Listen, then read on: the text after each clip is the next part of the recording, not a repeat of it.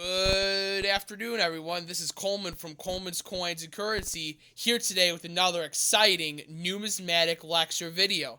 So this week I saw one of my clients who consigns me currency that we sell on the C.C.C eBay store, and I wanted to show to you viewers what my client gave me to sell over the next few weeks. But before we delve on into today's exciting numismatic lecture, please make sure to subscribe, like, and turn on those push bell notifications so that you viewers, that's right, you viewers will never miss another epic numismatic video. So let's delve on in.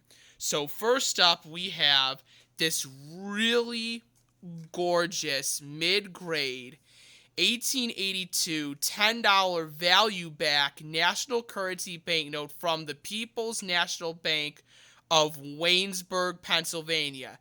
Now, prior to seeing my client, I had never even heard of Waynesburg, Pennsylvania at all. But this is a very scarce charter. According to the track and price software, there are only two known, and these are valued anywhere from 1,200 all the way up to 4,000 or 5,000 depending on what grade it is. So this is a very scarce charter. As you can see on the left side, there is Ben Franklin conducting his famous lightning rod experiment in 1752. As you can see right there, it says 1752.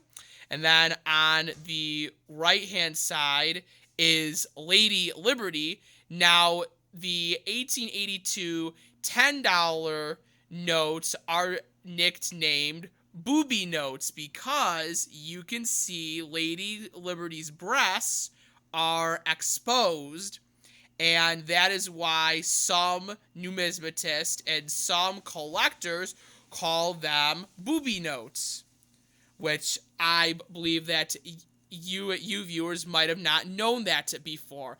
And if you did, that is fantastic as well. So this is called a value back because it has the value $10 on the reverse of the note. Now, they made series 1882 notes in both value back and date backs. Generally, the value backs are way more scarce than the date backs, meaning that the value backs are scarcer than the date backs. And now we have another rare Pennsylvania national. This is from 1882. This is from the Burgettstown National Bank of Burgettstown, Pennsylvania. According to the track and price software, there is only one known. It is very rare. As you can see, this looks very similar to the last node, except that it is a different charter.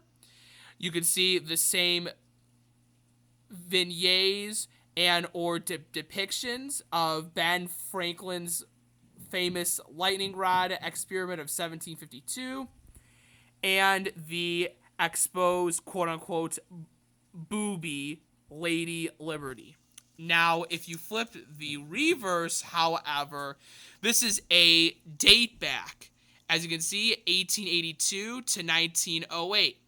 And the reason why this is called a date back was because this was when the Elliott-Larsen Banking Act of the late 1800s got passed, and that required the federal government to print these notes to send to these charters, and it must have either a date back, as seen here, or a value back as depicted here.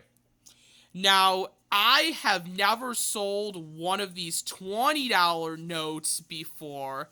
This is a Series 1882 $20 national currency banknote. Now, this is really, really cool because I have personally never handled one. I have seen them hundreds of times, but I have not handled them. But this is a 1882 $20 date back national currency banknote. This is from the Bank of Pittsburgh National Association of Pittsburgh, Pennsylvania. As you can see, to the left, we have what appears to be a Revolutionary War scene. You can see some of the colonists armed with their muskets and other guns trying to fight the British for the fight for American independence. And then on the right side, we have a more proper Lady Liberty that, as you can see, the colonists are holding her hand. And you can see there is the American flag right there. The cool 20 is really, really cool. And if you flip the reverse over, you can see that it looks totally different than the 10. You can see there is the bald eagle, which is the U.S. national symbol. You can see 1882 to 1908. You can see another bald eagle on the reverse, and your usual writing that they had. So that is really, really cool. Then we're going to go next to this Crete, Nebraska, 1902 $10 date back. This is a more scarce note. According to the track and price software, there are 3 known. And the last one went for auction, I think, for about $500, I think. But this is a pretty scarce charter. Nebraska Nationals are scarce, and they can get very expensive. And this is a more scarce Nebraska date back national currency banknote. It is really, really cool.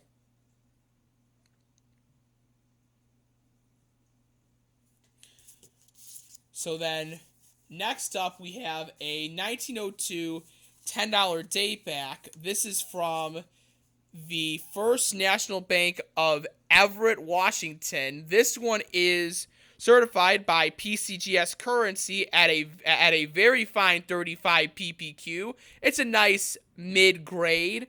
It's nice. It's got a little bit of that gem coloring. It is off-center, as you viewers can see, so it would not make a perfect grade anyway because the cut of the note was off-center.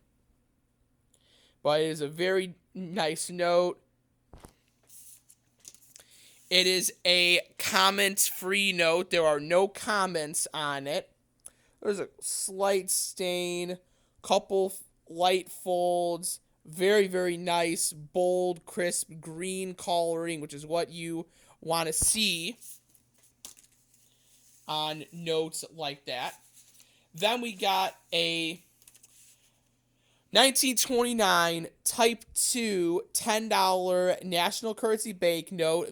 This is graded by PCGS Currency at a 65 PPQ. This is from the First National Bank of East Hampton, Massachusetts. Now, I had received another East Hampton, Massachusetts note, just like this one, from the same client, and it did really well a couple of months ago when it sold. So now we got a different one to sell that is graded. It is a very common charter, but people really like this charter, and it does really well. There is no comments on the reverse of the note, as you viewers can see. It is very nice, nice green coloring. It is the perfect centering. You can see all the corners are centered and they're square, so they look good. It's that nice white coloring. It's not stained or bleached or anything like that. And then we got something that a majority of you viewers have never seen before. This is a Series 1988A $5 Federal Reserve note, but this is a front to back error note. This is really, really cool. So as you viewers can see, the front of the note, you can see the treasury seal, the serial numbers. The front of the note is gone, and it's on the reverse of the note, which is very cool indeed.